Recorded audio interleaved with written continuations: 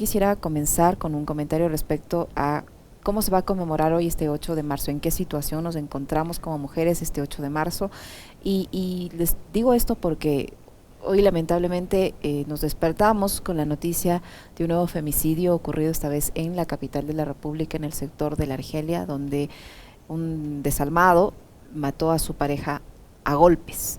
Se han realizado ya las diferentes diligencias judiciales para procesar a este individuo, pero es una mujer que muere a manos de su pareja, un nuevo caso de femicidio que incrementa las cifras de por sí ya altas, trágicas, terribles, con las que cerramos el año pasado y con las que hemos comenzado este. Nos encontramos en una situación de violencia sin límite, sin freno, y en esas condiciones estamos recordando hoy este 8 de marzo. Quisiera tu comentario respecto a en qué estado está la mujer en el Ecuador y recordando este 8 de marzo. Bueno, creo que es importante mencionar que toda la población y en particular las mujeres estamos enfrentando un retroceso de derechos, ¿no? Creo que efectivamente nunca la situación de las mujeres en el país ha tenido situaciones de igualdad, ni siquiera tampoco en el mundo. Sin embargo, lo que sí hemos podido evidenciar y también gracias a tu comentario efectivamente es poder mirar cómo, por ejemplo, solamente en un derecho, ¿no? Como es este derecho tan básico como esta vida libre de violencia, las mujeres se nos ven mermados, ¿no? Sabemos que cada 23 horas una mujer es asesinada en el país y no tenemos medidas de prevención, tenemos unos altos índices de impunidad, tampoco existe ningún tipo de medida de reparación hacia las víctimas. Entonces, evidentemente, esto nos muestra cómo la situación de los derechos de las mujeres en un derecho muy chiquitito, como es este caso, vivir una vida libre de violencia. Ya también está aquí Angie para poder conversar un poco del tema del derecho al trabajo, el derecho a la educación. Hemos visto, por ejemplo, cómo las niñas ahora tienen altos índices de deserción escolar, el tema del embarazo adolescente, en lugar de que sea una situación que mejore, empeora, y gran cantidad de estos casos son por temas de violación. Entonces, la situación de las mujeres está absolutamente mal, ¿no? Creo que más bien este día tiene que ser un día como de reivindicación de derechos, o sea, de que todas las autoridades y sobre todo el Estado, que tiene este rol importante de garantía de los derechos de las mujeres, tome acciones reales y concretas para frenar esta situación. Angie, ¿cómo miras tú la situación en la que se encuentra la mujer hoy que se recuerda el 8 de marzo? ¿En qué estado nos encontramos? Ya nuestra compañera ha dicho en la situación de violencia que vivimos. Decíamos en el comentario más temprano que yo en lo personal creo, y como periodista también, porque así lo dicen las cifras, que estamos en un proceso de franco retroceso, que si bien es un día en el que debemos recordar, reclamar y hacer escuchar nuestra voz, porque no se han cumplido los ofrecimientos, porque no se han cumplido las responsabilidades del Estado en cuanto a las mujeres, sí vivimos un franco retroceso, y esta situación de violencia es una evidencia de ese retroceso. ¿Cómo miras tú el estado actual en el que se encuentra la mujer ecuatoriana este 8 de marzo? Sí, totalmente, Lestenia, de acuerdo con lo que tú has dicho. Creo que entre las múltiples violencias que recibimos las mujeres día a día, se ha profundizado aún más la violencia económica, ¿no? Y la violencia de poder acceder a trabajos dignos hoy en día, y la violencia también de que sistemáticamente el Estado y el sistema nos están precarizando cada vez más. Yo justo para esta entrevista venía revisando como algunos datos, algunos estudios de la OIT, y realmente me encontró más alarmada porque, bueno, uno puede leer lo que dice el INE, que el INE te dice como que sí, del 100% de mujeres que están en edad de trabajar, el 28% apenas tienen empleo pleno, pero creo que las cifras que se revelan a nivel de organismos internacionales, como la Organización Internacional del Trabajo, son aún peores, ¿no? Y un poco relacionándolo y anclándolo tal vez para introducir con lo que decía May, es cierto, las mujeres con bajos niveles educativos estamos aún más rezagadas en esta recuperación post-pandemia.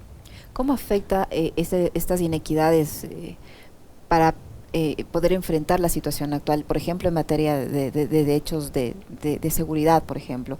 ¿Cómo afecta el hecho de que las mujeres no podamos desarrollarnos, que no tengamos las mismas oportunidades, que el Estado no haya cumplido con sus responsabilidades, por ejemplo, en materia de seguridad? ¿Cómo eso afecta para que cada vez existan más casos de femicidio? Creo que efectivamente lo que pasa es que no existe una mirada interseccional y una mirada integral de la protección de los derechos, ¿no?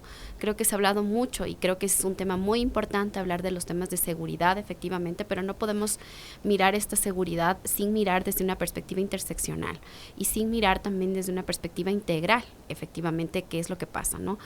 Y esto es lo que vemos específicamente con los casos de femicidio y sobre todo con los temas de femicidio vinculados a delincuencias organizadas, ¿no?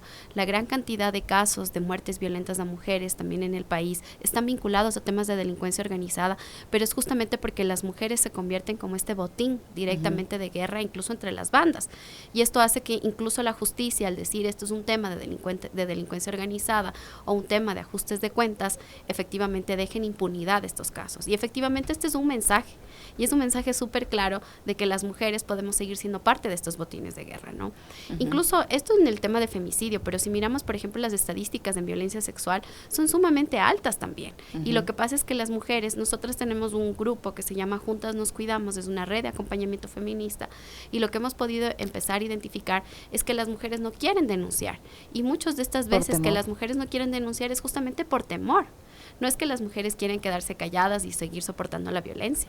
Lo que pasa es que muchas veces las parejas tienen ya estos parámetros tan amplios de impunidad y de protección, que sea porque son partes de grupos de delincuencia organizada, o sea porque sean partes de grupos, por ejemplo, policías, militares, como vimos en el caso de María Belén, ellas tienen temor muchas veces de denunciar por las represalias que puedan tener. Y claro, si no miramos la política pública de seguridad de manera integral y de manera interseccional, lo que va a pasar es que los índices de violencia contra las mujeres no van a reducir y lamentablemente van a continuar en aumento, ¿no?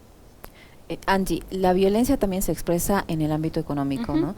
Y las brechas cada vez son más grandes en cuanto al ingreso de las mujeres frente al ingreso que tienen los hombres, en las posibilidades y en las oportunidades de acceso a un empleo adecuado. Tú mencionabas algunas cifras de allí, cuéntanos el estado actual del Ecuador, por ejemplo, de la población económicamente activa, el porcentaje de mujeres es menor al de los hombres, y cuántos de ese porcentaje de la población económicamente activa hoy por hoy tiene empleo. Claro que sí, Lesenia. Bueno, como había mencionado al inicio, del 100% de mujeres que estamos en la población económicamente activa, apenas el 28% tenemos un empleo adecuado. Pero no solo eso, sino que se ha incrementado significativamente el trabajo no remunerado. ¿Y eso qué significa? Que hay varias personas, entre hombres y mujeres, que al no encontrar una plaza de trabajo, sea en el empleo pleno, sea en el subempleo, sea en cualquier otra categoría del empleo, han salido de la población económicamente activa y también han pasado a engrosar esta cifra del trabajo no remunerado. Eso es algo que de pronto no se dice en el discurso oficial, pero que está muy presente. Yo también quisiera retomar lo que tú decías respecto de los compromisos del Estado, porque justamente yo pensaba en cuál fue el compromiso que adquirió el gobierno de Guillermo Lasso con respecto al trabajo de las mujeres al iniciar su gestión. Aunque muchas de nosotras no hubiéramos estado de acuerdo en ese momento, lo que decía el plan de gobierno de Guillermo Lasso es que para generar empleo para las mujeres era importantísimo flexibilizar la contratación laboral.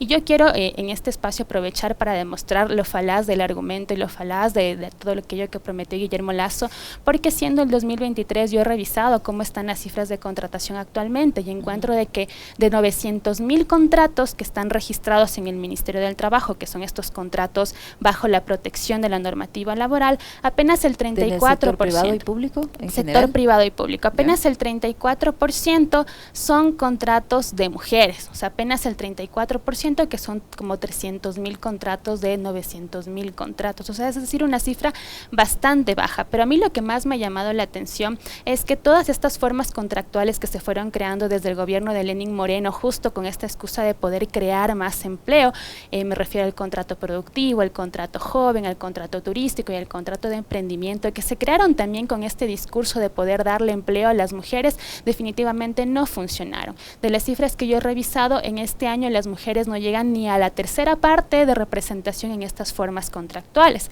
Pero veámoslo también desde otra manera. En el contrato indefinido, que supuestamente es el contrato que más derechos podría garantizar por su misma característica de ser indefinido y tener cierto grado de estabilidad. Aún en ese contrato indefinido, las mujeres solo estamos en un 33%. O sea, es decir, y yo quiero recalcar con mucho énfasis esto, la flexibilización laboral no es la solución para darle empleo a las mujeres, definitivamente. ¿Qué decir sobre la informalidad? Veíamos las cifras de desempleo mensualmente en el INEC, y si bien ellos dicen que hay un leve decrecimiento de la tasa de desempleo, pero hay un incremento considerable de la informalidad. ¿Cuántas mujeres están en esa informalidad?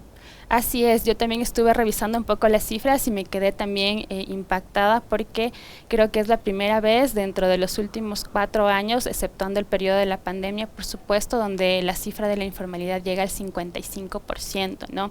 Y si yo he hecho relación a que apenas 300.000 mujeres tienen algún tipo de contrato de trabajo, imagínate que nosotras estaremos representadas en un 75% más o menos en el sector informal. Y claro, lo que dice también la Organización Internacional del Trabajo es que en esta recuperación que estamos teniendo post-pandemia, porque al menos eso sí es cierto, no hay una recuperación post-pandemia que es producto del mismo manejo de la economía. Pero esta recuperación está siendo desigual, o sea, las personas no nos estamos insertando en los empleos formales ni en los empleos plenos, sino que estamos yendo justamente hacia donde tú dices, hacia la informalidad, y ahí es donde estamos mucho más las mujeres. Esta brecha salarial, esta falta de oportunidades laborales que generan sin duda una violencia patrimonial en muchas mujeres, ¿cómo influye para los casos de violencia contra la mujer? Normalmente está vinculado, son una serie de factores lo que hace posible la violencia, ¿no? Pero efectivamente el factor económico es uno de los factores primordiales también para que se siga perpetuando efectivamente este ciclo de la violencia. Si miramos efectivamente las estadísticas en los picos, ¿no? Las fechas donde más muertes violentas de mujeres hay, efectivamente inicialmente es en agosto y también es en mayo. Entonces, si miramos un poco, intentamos como no se ha hecho como estudios tan a profundidad, pero si miramos, por ejemplo, agosto, septiembre, es la entrada a clases, ¿no? Que normalmente es cuando las mujeres exigen efectivamente, sobre todo en el sector sierra, exigen efectivamente que sus parejas, que los padres de los niños les paguen directamente a las pensiones o puedan directamente aportar. Y justo en estos momentos es donde se produce directamente el femicidio.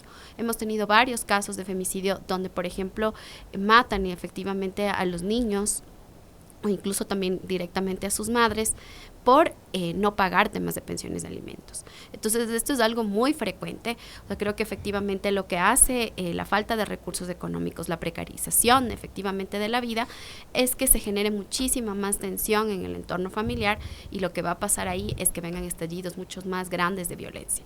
Además que efectivamente esta situación de falta de recursos económicos, sumado directamente a una falta directamente de prevención en temas de violencia, lo que va a hacer es directamente la reproducción social de la violencia. Entonces esto pasa muchísimo ahora que vemos efectivamente todo el tema de delincuencia, pero esta delincuencia es cada vez con muchísima más violencia, ¿no? O sea, no solamente hemos naturalizado la violencia contra las mujeres, sino hemos naturalizado la violencia en general. Y eso es un poco lo que estamos mirando ahora. Las consecuencias. Así es. Tú decías que el gobierno había hecho algunos ofrecimientos en cuanto a la generación de empleo para las mujeres y evidentemente con las cifras que mencionaste no es así, no se ha cumplido con ese ofrecimiento, con muchos otros que tampoco se han cumplido, pero parte desde la principal autoridad donde vemos la conformación de su gabinete, que es eminentemente compuesto por hombres en porcentajes, es mayoritariamente masculino. ¿Qué mensaje se da a través de esa composición de un gabinete mayoritariamente masculino y qué deberían hacer ahora las nuevas autoridades seccionales en sus diferentes niveles, alcaldías, prefecturas, juntas parroquiales al respecto? Porque también ya vemos conformaciones de consejos municipales también mayoritariamente integrados por hombres. Claro, yo creo que desde mi experiencia tal vez como abogada sindicalista y abogada de trabajadores y que frecuentemente tengo una lucha constante con instituciones relacionadas al mundo del trabajo, sea el IES o sea el Ministerio del Trabajo e incluso la Asamblea Nacional, he podido ver cómo hay un manejo bastante patriarcal del sistema de trabajo. Es decir, en el Ministerio del Trabajo tenemos a un ministro que no tiene idea de lo que hace porque es arquitecto, pero que sus bajos mandos, que a la vez son como sus manos derechas, también son hombres manejando el Ministerio del Trabajo.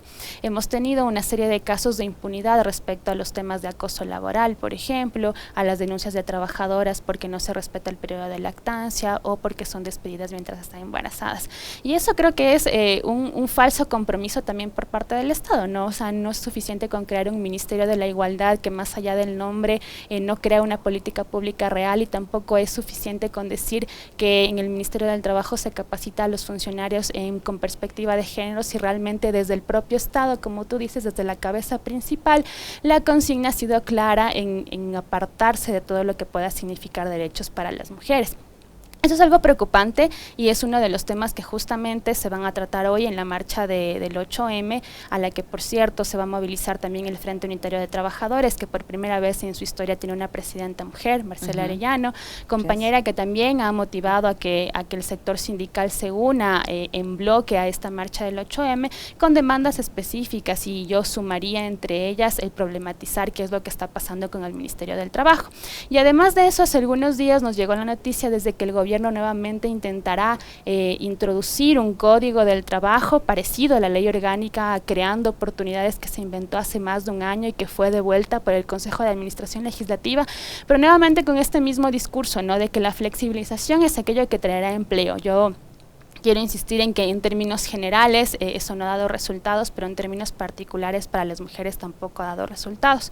Y yo creo que lo que decía Mayra sobre la dependencia económica que podemos tener las mujeres en los hogares y que eso también puede reproducir la violencia, es algo que en este momento también está en el foco de atención a nivel internacional, porque si bien ha existido una recuperación post-pandemia, lo cierto es que las mujeres con menos niveles de educación son las que están rezagadas de esa recuperación post-pandemia.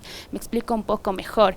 Digamos que sectores altamente polarizados, como el de la construcción, que está altamente masculinizado, versus el sector de servicios, donde se encuentran la mayoría de mujeres y que es un sector feminizado. El sector de la construcción se ha recuperado muy rápido y ha alcanzado incluso niveles mejores que previos a la pandemia. Sin embargo, en el sector de las mujeres, en el sector de servicios, encontramos que sí ha habido también una mejora, pero aquellas mujeres, también ahí. Claro, pero aquellas mujeres con bajos niveles educativos, es decir, que han desertado del estudio por pandemia, por etcétera, por haber perdido el trabajo, entre otras cosas, aquellas mujeres se están quedando, y creo que eso es importante observarlo, porque si no empezamos a implementar políticas públicas reales en este momento, podría significar que esa inacción del Estado nos va a conducir a seguir precarizadas y a seguir violentadas. Mencionaba Angie el tema del Ministerio de la Mujer. Y se anunció el año anterior con bombos y platillos la creación, la fusión de la Secretaría de Derechos Humanos y la creación del Ministerio de la Mujer. Han pasado todos estos meses, ¿para qué ha servido? ¿Ha dado o no ha dado resultados? Se mencionaba incluso una reducción de alrededor de $6 millones, lo decía hace unos instantes la asambleísta Noriega, y cómo esto puede haber impactado en la situación actual que tienen las mujeres.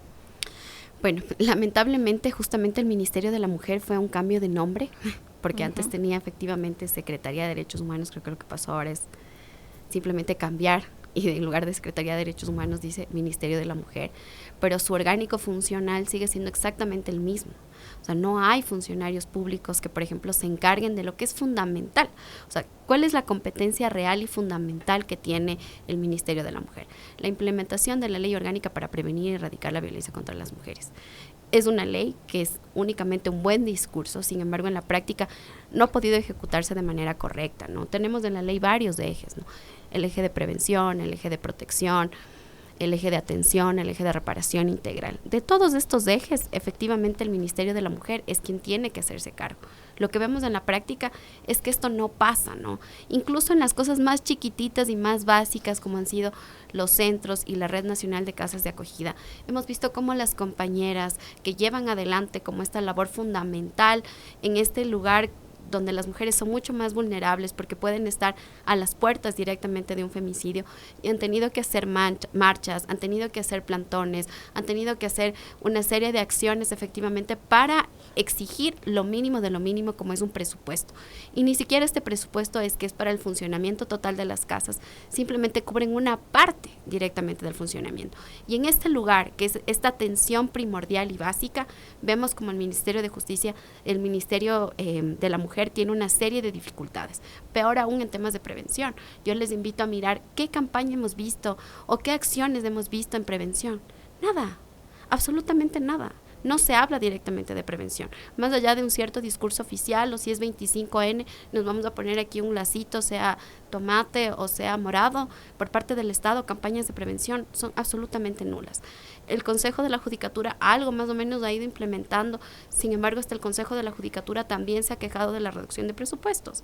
Y claro, esta reducción de presupuestos, ¿en qué va a afectar directamente? En la atención a las víctimas de violencia de género, ¿no?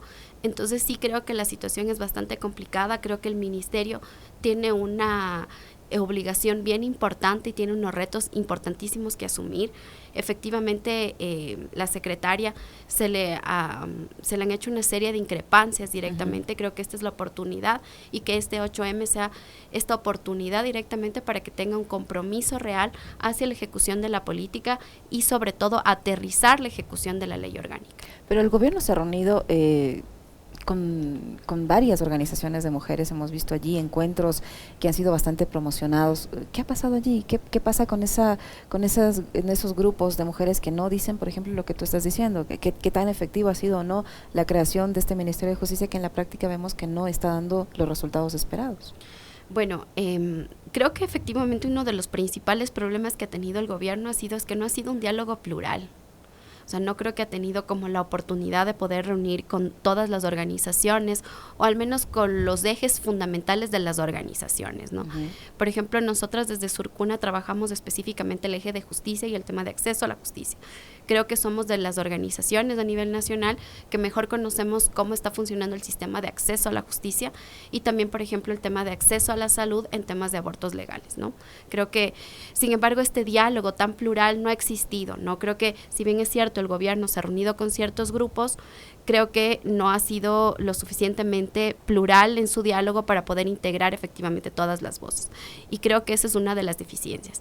Eso en primer lugar. Y en segundo lugar, creo que se hicieron una serie de ofrecimientos, por ejemplo, con las organizaciones con las cuales sí se sentó. Sin embargo, vemos en la práctica que estos ofrecimientos tampoco se han cumplido. Y justamente la Red Nacional de Casas es uno de los ejes, porque creo que ahí había compromisos grandes. Sin embargo, tampoco esto se ha cumplido a totalidad y vemos las dificultades que están teniendo, ¿no? Angie, el tema del desempleo, decíamos que en la pandemia el desempleo afectó más a las mujeres que a los hombres, que también afectó, hay que decirlo, pero en porcentajes afectó mucho más a las mujeres. ¿Se ha recuperado o continúa con esa tendencia? ¿Son las mujeres las que sufren más el desempleo que los hombres? Somos las mujeres quienes seguimos sufriendo más desempleo que los hombres. Según las cifras del INEC de enero del 2023, a nivel nacional el 4.7% de las mujeres están en situación de desempleo versus el 3.1% de hombres. O sea, es decir, las mujeres seguimos en esta búsqueda constante de empleos y al no encontrar un empleo formal nos vemos relegada a encontrar algún tipo de empleo en la situación informal. Eso es también preocupante, yo insisto, porque de acuerdo con algunos estudios, estar en la población informal te da entre 3 y 4 veces más posibilidades de seguir permaneciendo en la pobreza que una persona que se encuentra en el sector formal. Entonces yo creo que sí vale la pena insistir en que no estamos frente a una situación menor, que las mujeres sigan precarizadas, que no tengan acceso a empleo pleno, es algo que sí o sí va a seguir reproduciendo la pobreza, y en estos círculos de pobreza también es donde se producen un sinnúmero de violencias. Entonces creo que si realmente quisiéramos implementar una política pública que pueda un poco solventar algunos de los problemas que tienen las mujeres en este momento, una de las cosas sería apuntarle a que las mujeres puedan insertarse en el empleo formal. Y ahí yo creo que no se han cometido errores solamente por inacción, ¿no?, sino también por acción. Recuerdo que hace algunos meses la Asamblea Nacional aprobó la famosa Ley de Economía Violeta, que nosotros un poco en el Centro de Investigación y Defensa del Derecho al Trabajo la hemos rebautizado como la Ley de Economía Violenta, porque, porque justamente tenía esta intención de que más mujeres pudieran insertarse en el empleo pleno. Sin embargo, lo que se encuentra de fondo en esta ley son una serie de regulaciones que terminan beneficiando al sector empresarial respecto de sus obligaciones patronales.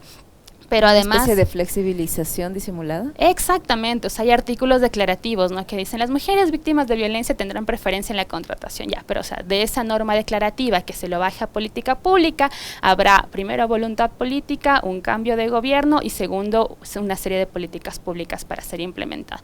Pero lo que sí es de aplicación directa son aquellos artículos que dicen, por ejemplo, los empleadores que tienen de tanto en tanto de trabajadores ya no tienen la obligación de tener planes de igualdad. ¿Ya? Entonces eso sí es una norma de aplicación directa que no requiere ningún tipo de política pública más allá de eso. Y lo que también se convierte en una norma de aplicación directa es aquel daño que le hicieron a la licencia por maternidad del periodo de lactancia. Porque en primer lugar, la Asamblea, no sé de qué manera, llegó a entender que esos periodos, que son básicamente nuestros derechos, podían ser compartidos con el progenitor del guagua, ¿no? Como si en todos los espacios nosotras pudiéramos decidir libremente cómo gozar de una licencia por maternidad y cómo gozar de un periodo de lactancia. Pero peor aún, ponen la posibilidad de que las trabajadoras puedan entrar como en una especie de negociación directa con el empleador respecto de cómo gozar la licencia. O sea, me parece que es una ley que no ha entendido absolutamente nada sobre cuál es la realidad de las mujeres. Para conocimiento general de quienes nos están escuchando y quienes nos siguen a través de nuestras plataformas digitales, de acuerdo a la ley de economía violeta, ¿cómo queda el tema del permiso por maternidad? A ver, ¿por qué significa un retroceso? Claro, el tiempo del permiso por maternidad no se topa, sigue siendo el mismo tiempo. Lo que cambia es la posibilidad de que ese tiempo pueda ser compartido con el padre y que se pueda negociar con el empleador la forma en la que se va a ejercer ese tiempo. ¿Ya? Algo similar sucede con el periodo de maternidad, de lactancia, perdón. Las 2 horas diarias que tienes. Exactamente. Lo mismo sucede con el periodo de lactancia, pero adicionalmente la Asamblea comete un error con el periodo de lactancia porque la Corte Constitucional ya había aclarado desde cuándo se debe contar el periodo de lactancia. La Corte había dicho, el Código del Trabajo tiene un error, el periodo de lactancia debe contarse a partir de que termina el periodo de maternidad. ¿Ya? Es decir, cuando das a luz. Exactamente, cuando termina el periodo de maternidad, cuando ya vuelves y empieza el periodo de lactancia. Pero lo que hace la Asamblea Nacional es inobservar esa disposición que ya había tenido la Corte Constitucional antes y vuelve a decir que no, que el tiempo del periodo de lactancia se cuenta desde antes. Entonces hay una reducción y una regresión también en ese sentido. Yo creo que, insisto nuevamente, no solo ha sido por inacción del Estado, sino que yo creo que esa ley en particular demuestra cómo acciones del propio Estado pueden ser perjudiciales. Y ojo que esta ley fue aprobada por la Asamblea con los votos de todas las bancadas legislativas, a pesar de que al menos en el segundo debate nosotros participamos brindando estas observaciones, no fueron acogidas, y lo peor fue que cuando la ley pasó al veto presidencial se hizo aún más peligrosa, ¿no? O sea, no se corrigió lo que estoy mencionando, sino que más bien como que se acomodaron las cosas. Y la Asamblea, a la cabeza de moción de Vilma Andrade, decide allanarse totalmente de una forma muy descarada a todo lo que había dicho el veto presidencial. Entonces yo creo que sí hay una suerte de violencia por omisión, pero también por acción. Mayra, ¿tú opinas parecido respecto a esta ley de economía violeta que significa en algunos aspectos un retroceso? ¿Y cómo es que 130 y algo de legisladores, 37, no se dan cuenta? Efectivamente, no. O sea, pienso que a veces existe mucha confusión cuando hablamos en temas de igualdad de género, ¿no? O cuando hablamos en función de los derechos de las mujeres. Entonces, como bien lo dice Angie, o sea, lo que entiendo y un poco también escuchándoles a los asambleístas lo que decían, es que lo que queremos fomentar es el igual cuidado entre hombres y mujeres, efectivamente, de los niños recién nacidos, ¿no? Y lo que pasa en la práctica es que eso es invisibilizar un derecho fundamental como era directamente el derecho de las mujeres. Y sobre todo también un tema de la recuperación del cuerpo, ¿no? El periodo de la lactancia, el periodo directamente de maternidad, son periodos importantísimos para la recuperación del cuerpo de una mujer. Claro, o sea, sí. ¿Cómo vamos a compartir efectivamente si yo tengo mis 12 semanas, si tengo mis meses de lactancia, si eso es verdad que es efectivamente para los niños, las niñas, pero también es directamente hacia el cuerpo de las mujeres, y creo que ahí hay como una invisibilidad absoluta, ¿no? El puerperio es algo que no está tomado en consideración directamente dentro de la legislación. Y lo mismo pasa, yo decía esto de que existe como querer hacer bien, pero sigo haciendo todo mal. Nosotros muchas veces vamos al sistema de justicia, por ejemplo, y las víctimas dicen, yo quiero poner una denuncia por un tema de violación. ¿Y qué es lo que dicen los funcionarios? No, yo no le escucho, porque efectivamente esto ha de ser revictimizante. Entonces, como que se pone en consideración efectivamente los derechos de las mujeres, se pone efectivamente en consideración el tema de la revictimización, pero la comprensión es completamente absurda, Porque claro, si es que yo no le recibo la denuncia a una mujer, lo que va a pasar es que eso es revictimizante y es una negación directamente del acceso a la justicia. Pero lo que pasa en la práctica es que esta falta de capacitación y esta falta de sensibilización hace que confundamos como criterios súper básicos, como un tema de un periodo de puerperio, un tema de revictimización y demás derechos de las mujeres, ¿no? Entonces es bastante complejo. Creo que existe un desconocimiento, creo que existe también muchísimo miedo y también directamente como estas inacciones que hacen que termine perjudicando aún más los derechos de las mujeres, ¿no? Y esto es una mezcla que vemos por todos los niveles del Estado. En el tema de, yo quisiera que me expliques el tema de cómo se va a compartir ese periodo de lactancia y también que hablemos sobre el tema del acoso laboral. Si podemos expresarlo en porcentajes, ¿cuántas mujeres han sido víctimas o son víctimas, están siendo víctimas de acoso laboral? Y el tema de cómo se comparte ese periodo de lactancia con el padre del bebé. Ya, lo que dice la ley de economía violenta es que puedes compartir hasta el 75% de la licencia. Entonces, es decir, con un ejemplo, es decir, si yo tengo los 3 meses que me da la ley por el periodo de maternidad, esos 3 meses los puedo usar un mes yo y que un mes lo utilice el padre de mi hijo. Así es, los 2 periodos pueden ser compartidos. La forma en la que se pueden compartir queda como a discrecionalidad de las partes, ¿no? Y el único límite es el 75%. Eso es lo que establece la ley. Ahora, ¿de qué manera se va a aplicar esto? La verdad es que desde que se emitió la ley, yo no he conocido casos de que esta licencia compartida se esté aplicando. Me preocupa un poco cuál va a ser el control que se va a ejercer sobre eso, ¿no? Porque el Ministerio del Trabajo hace un control legalista, no en derechos. El Ministerio dice, ok, ya están compartiendo el 30%, aprobado quizá. Pero no va a ser un análisis de fondo de cómo se llegó a ese consenso. No va a ser jamás un análisis de fondo de si la relación era de poder o era una relación un poco más equitativa o si realmente fue un acuerdo entre las partes. Esas cosas no están pasando y se le están yendo de las manos al Estado. Lo otro que me preguntaste era sobre el tema del acoso laboral. Ya. Hablábamos también que hay cifras bastante altas sobre el tema de acoso laboral. ¿Cuántas mujeres, si podemos expresarlo en porcentaje, son víctimas de acoso laboral? Nosotras desde el año 2020 le estamos solicitando al Ministerio del Trabajo y al Consejo de la Judicatura que nos facilite información sobre cuántas denuncias de acoso laboral han recibido. Y al menos en el año 2021 recibimos una respuesta con un mínimo de casos, y con una información que ni siquiera puede ser confiable porque no está detallada. Eso en primer lugar nos hace ver que el Ministerio del Trabajo no está procesando de forma adecuada esta información. De hecho, si tú entras al portal de datos abiertos del Ministerio del Trabajo, no vas a encontrar denuncias por acoso laboral. O sea, hay denuncias por cualquier otro tipo, pero no específicamente por acoso laboral. Eso nos mete en un problema. Porque invisibiliza mucho, ¿no? Pero además de eso tenemos problemas respecto a cómo se está entendiendo el acoso laboral. Fíjate que el Código del Trabajo dice que el acoso laboral debe ser reiterado. Pero la Organización Internacional del Trabajo, en el convenio 190, que está ratificado por el Estado, dice que el acoso laboral, o sea, no tiene que ser reiterado, puede ser desde una sola vez. Y claro, para nosotros es como bastante lógico que eso sea así. Imagínate tener que esperar a que te acosen permanentemente para poder denunciar. Para poder decir que es reiterado, pero no solo eso, sino para además poder construir un caso y poder tener las pruebas y no sé qué. O sea, es un proceso de victimización muy violento. Nosotros lo hemos vivido con varias trabajadoras que nos dicen, vean, me están acosando, pero cuando vamos a revisar el caso no tenemos pruebas, o sea, no podemos probarlo. Yo creo que ahí también hay una falla de cómo estamos manejando el sistema judicial y cómo se está manejando la administración de estos casos en la fase del Ministerio del Trabajo, ¿no?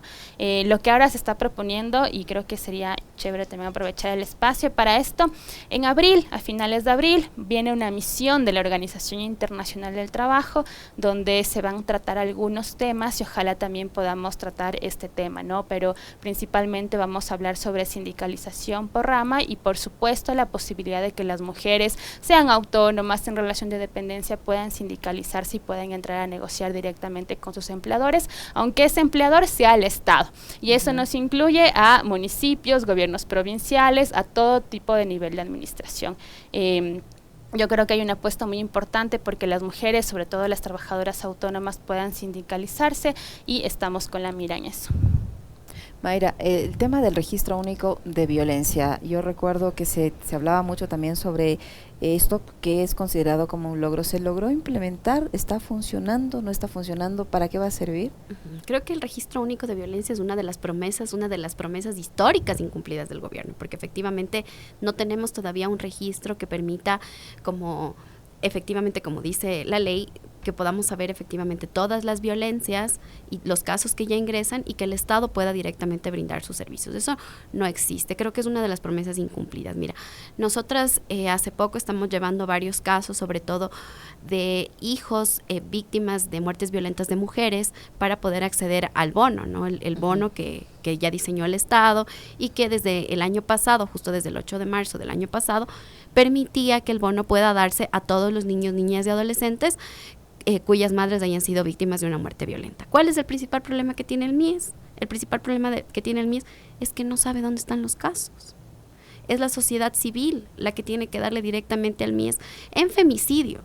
O sea, estamos hablando de que femicidio al menos ya tiene una contabilidad propia por parte de femicidios DC que tiene el Consejo de la Judicatura, además de la red de mapeo, efectivamente. Si hay esos registros, ¿cómo es que no ubican a los casos? Eso es lo que quiero decir. O sea, imagínate si es que en femicidio, que se supone que ya tenemos una herramienta, el MIES no sabe cuántas de esas mujeres tuvieron hijos para poderles darles el bono, ¿no? O sea, si en esta cosa así chiquita, que se supone que ya tenemos algo de estadística, no podemos llegar a este nivel de desagregación para saber a quiénes les corresponde el bono, y solo se han entregado 192 bonos de los más de 1,000 niños que han sido que están en condiciones de orfandad directamente por casos de femicidio. Peor aún pasa en otro tipo de casos, ¿no? O sea, violencia sexual, eso ni siquiera está desagregado por edad. A lo mucho podríamos saber menores de 14 años, pero menores de 10 o entre 15 y 18, esa estadística es imposible, nadie la tiene. O sea, ni siquiera la fiscalía puede tener ese nivel de desagregación. Y así en el resto de violencias, ¿no? Y en el tema, por ejemplo, de estos casos últimos que supimos sobre pornografía infantil, ¿tampoco hay registros ahí? Puede ser efectivamente por el tipo penal, pero no por los niños. Y ese es el principal problema. O sea, yo puedo saber que por pornografía infantil ingresaron tantos casos, sin embargo, ¿cuántos niños eran? ¿De qué edad eran estos niños? Eso no lo sabemos. Y claro, eso es un dato importantísimo para la Secretaría de Derechos Humanos, que va a trabajar todo el eje de reparación, o que al menos tiene esa misión. Pero y ¿cómo también puede para el reparar algo que no tiene datos? Exacto. Para ubicar, para Eso poder llegar con la ayuda? Eso es justamente lo que pasa. O sea, creo que el tema de los bonos para casos de femicidio es el mejor ejemplo, porque se supone que ahí tenemos un avance, pero el MIES no tiene directamente esa información, y producto de esta falta de información, más una serie de omisiones, es que no se terminan entregando los bonos hacia las niñas y adolescentes. Y lo mismo pasa en absolutamente todos los ejes. Muy bien. Estamos a pocas horas de que se realice el día de hoy esta marcha en conmemoración del 8 de marzo. Angie, ¿y cómo debería realizarse esta marcha? Entendemos que van a participar integrantes del Frente Unitario de Trabajadores. ¿Cuál va a ser su participación? Esta vez van a acompañar la marcha del 8 de marzo. Y hay cierto temor en las autoridades, hay advertencias de las autoridades de que va a disponer 60,000 policías, me parece que dijo el ministro del Interior, un poco como en previsión de lo que puede ocurrir, pero todas las organizadoras han dicho que va a ser una marcha netamente pacífica y reivindicativa. ¿Cuál va a ser el rol del Frente Unitario de Trabajadores acompañando esta marcha? Bueno, el Frente Unitario de Trabajadores ha emitido un comunicado desde el día de ayer en el que expresa que se junta a la marcha del 8 de marzo reconociendo que las mujeres trabajadoras también sufren violencia, pero sobre todo reivindicando, ¿no?, que el 8 de marzo nace justamente de una lucha obrera, de una lucha de las mujeres por mejorar los salarios, por respetar o disminuir las jornadas de trabajo, por reivindicar el derecho a la maternidad y a trabajar a la vez. Entonces, como sintiendo que el 8M siempre ha sido sobre todo obrero, el Frente Unitario de Trabajadores ha dicho: esta vez también queremos salir a las calles. Como no ha sucedido en otras ocasiones, por supuesto, donde de manera aislada un poco se ha hablado del derecho al trabajo, pero no ha sido uno de los pilares fundamentales. Yo creo que las demandas son varias. Principalmente se ha problematizado mucho lo que está pasando con el IES. Sabemos que desde el gobierno se hicieron una serie de juegos para que finalmente Richard Gómez esté en la representación de los trabajadores en el Consejo Directivo del IES. Y también sabemos que el mismo plan de gobierno de Guillermo Lasso desde el inicio había expresado su posición por privatizar el IES. Entonces creo que la apuesta también de este 8 de marzo es defender la seguridad social, plantearse en contra de la posesión de Richard Gómez como falso representante del IES, pero también hacer un llamado de atención al Ministerio del Trabajo y al Estado en general, diciendo que no está protegiendo derechos, no está cumpliendo con su rol fundamental, está negando derechos tan básicos como la negociación colectiva, como el respeto de salarios, y también decir esto, ¿no?, que la inflación en este momento está tan creciente que finalmente el incremento del salario resulta insignificativo. O sea, por más de que esté incrementando el ingreso, el salario mínimo y el salario medio en este momento son insuficientes para poder sostener la vida. Mayra, hay muchas reivindicaciones que hacer. ¿Cuáles son las principales que deberían darse a conocer el día de hoy en esta marcha? Efectivamente, ¿no? Creo que, como yo mencionaba al inicio de la entrevista, es un día de reivindicación de derechos, ¿no? Creo que una de las demandas principales que vamos a tener las mujeres en las calles el día de hoy va a ser efectivamente este reclamo por esta vida libre de violencia, ¿no? Y esta vida libre de violencia tiene que ser entendida de manera integral.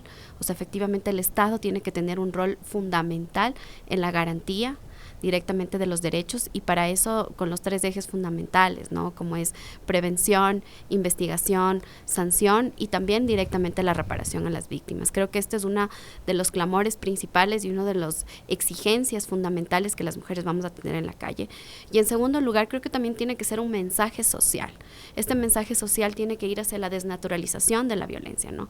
Las feministas decimos lo personal es político, ¿no? Y creo que efectivamente reivindicar nuestros derechos también en los espacios sociales, en los espacios íntimos, familiares, la escuela, el colegio, etcétera, son los lugares donde también ejercemos los derechos. Entonces, que esta marcha también sea esta oportunidad para que sea este también reclamo social y este también reclamo al Estado, ¿no? Creo que son estos 2 ejes fundamentales lo que vamos a estar exigiendo el día de hoy en las calles.